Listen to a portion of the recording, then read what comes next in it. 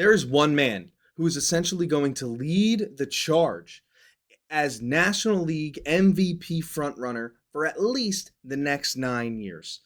Within the National League, he leads in home runs, runs scored, slugging, OPS, every single big category you can think of.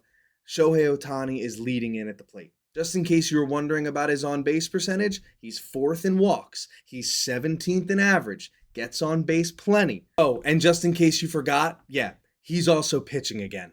But there's one man who DHs, plays a little bit of left field, and is having a career year at the age of 32, who I think could snatch it right from underneath him if anything happens. Let's run down some National League numbers, shall we?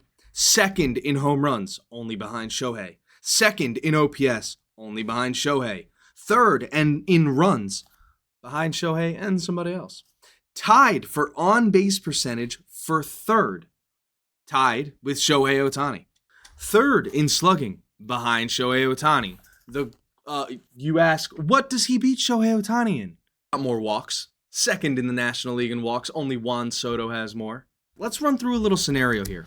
First scenario, Shohei Ohtani, God forbid, gets hurt. Maybe pitching, maybe running the bases. He's out for the rest of the year. Doesn't qualify for MVP. Who's your next pick? Mine's Kyle Schwarber. What about some voting fatigue? You know, the writers don't like to give the MVP to the same guy every year, like we saw with Mike Trout. So who's your number 2 guy on the list? Mine's Kyle Schwarber. Now don't get it twisted.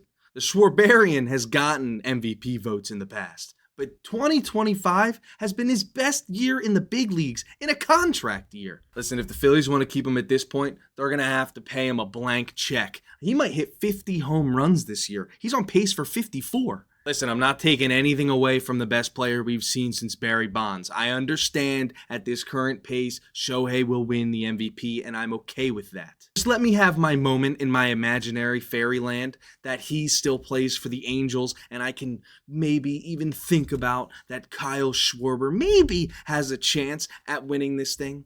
All I'm saying is that in football, they do an MVP and an Offensive Player of the Year. And the person who wins the MVP doesn't win Offensive Player of the Year. Those are always 2 different people. I'm just saying if baseball did that, Kyle Schwarber would be the Offensive Player of the Year. So who's with me? Is there a chance that this guy could end up winning the MVP this year?